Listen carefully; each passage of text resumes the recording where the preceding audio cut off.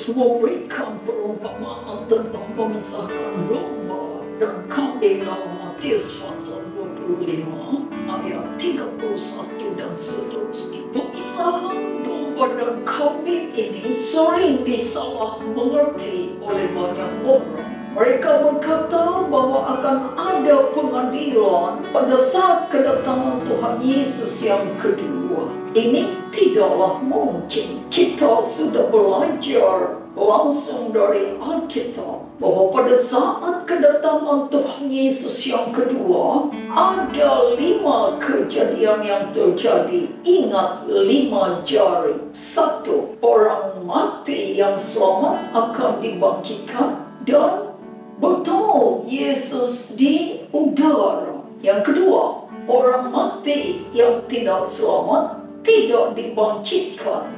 1000 tahun kemudian baru dibangkitkan untuk menjalani hukumannya. 3. Orang yang hidup yang selamat akan diubahkan dalam sekejap mata menjadi mulia, lalu menyusul bertemu di udara. Nomor 4, orang yang hidup yang tidak selamat akan lari bersembunyi, ketakutan, dan akhirnya akan mati karena akan terjadi bencana alam yang dahsyat. Yang kelima, iblis akan dirantai 1000 tahun lamanya. Apa artinya iblis dirantai? Iblis dirantai itu bukanlah literal atau harfiah, tapi iblis jadi tidak lagi bisa melakukan kejahatannya, sudah seperti dibatasi oleh keadaan. Karena yang selamat sudah diterbangkan oleh Yesus ke surga dan yang tidak selamat sudah mati. Jadi iblis tidak ada kerjaan, tidak bisa lagi berbuat apa-apa. Selama 1000 tahun dia akan merenungkan kejahatannya itu. Dunia sudah gelap, kacau balau, semua berantakan. Jadi iblisnya terantai oleh keadaan. 5 inilah yang terjadi pada saat kedatangan Tuhan Yesus yang kedua. Jadi tidak ada pengadilan di dunia ini memisahkan orang dari orang, memisahkan orang yang selamat dengan yang tidak selamat. Yang 5 inilah yang terjadi pada saat kedatangan Tuhan Yesus yang kedua. Dan Yesus sendiri berkata, apabila dia datang kedua kali, dia akan datang dengan membawa upah. Upah baru akan ada setelah ada pengadilan, pemeriksaan. Siapa yang layak menerima upah, siapa yang tidak. Ini berarti pengadilan, pemeriksaan sudah terjadi sebelum kedatangan Yesus yang kedua. Dan memang Tuhan Yesus sudah bukakan kepada Daniel kalendernya bahwa pengadilan pemeriksaan sudah dimulai sejak 1844 di bilik yang maha suci yang di surga. Kalau begitu, kapan terjadi penghakiman memisahkan domba dari kambing ini? Pemisahan domba dan kambing akan terjadi pada saat kedatangan Tuhan Yesus yang ketiga. Kapan itu terjadi? 1000 tahun dari kedatangan Yesus yang kedua. Pada saat kedatangan Yesus yang ketiga itulah Yesus datang dalam kota Yerusalem yang baru, kota suci yang turun dari surga, bersama malaikat-malaikat dan umat tebusan.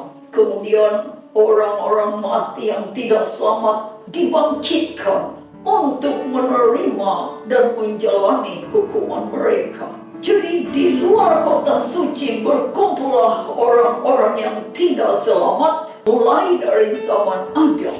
Nah, dengan dibangkitkannya orang yang tidak selamat itu, jadi ada lagi pekerjaan iblis. Makanya dikatakan iblis dilepas sesaat lamanya. Terlepaslah dia dari rantainya, dari penjaranya. Karena dia sudah bebas lagi menipu. Ada orang yang bisa ditipu, yaitu orang yang dibangkitkan yang tidak selamat itu. Lalu iblis membohongi mereka lagi, berkata, "Aku yang telah membangkitkan kalian.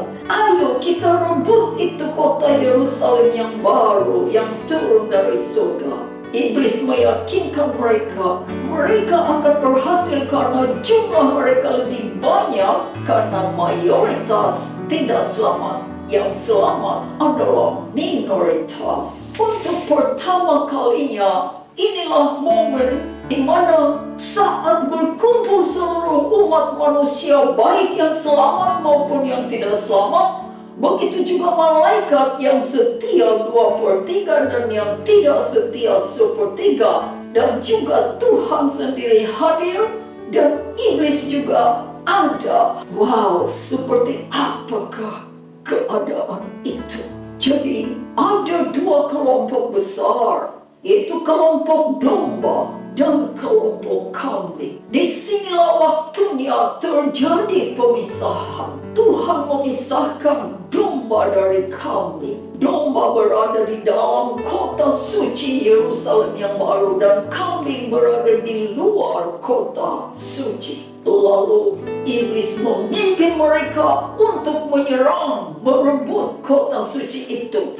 Tetapi sebelum mereka bisa menyentuh, lalu Tuhan naik dalam tahtanya yang mulia. Dalam kursi kerajaannya, Dia menunjukkan layar yang besar yang bisa ditonton oleh semua umat manusia, semua malaikat, dan oleh iblis sendiri.